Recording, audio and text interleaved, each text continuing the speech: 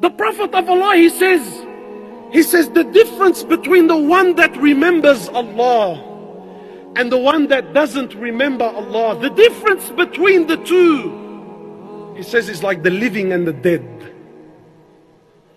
This is the difference. You know, Khalid bin Walid, one of the greats, one of the absolute mamas of our ummah.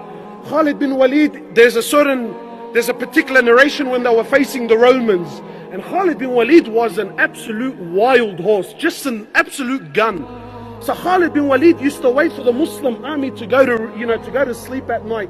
Then on his own, Khalid bin Walid on his own would mount on his horse and go over to the Romans, go over to the enemy on his own to get intel, to suss out the army. What are they doing? What are they planning?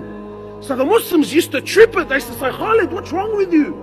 You're the Amir, you're going on your own. I mean, at the very least, take some men with you. Maybe something happens to you, you're killed, something happens. Look at the way he thought. He says, didn't you hear the Prophet of Allah say, didn't you hear him say that the difference between the living, he says the difference between the one that remembers Allah and the one that doesn't is like the living and the dead. He said, what can 60,000 dead do to one man that's living? What can they do to me?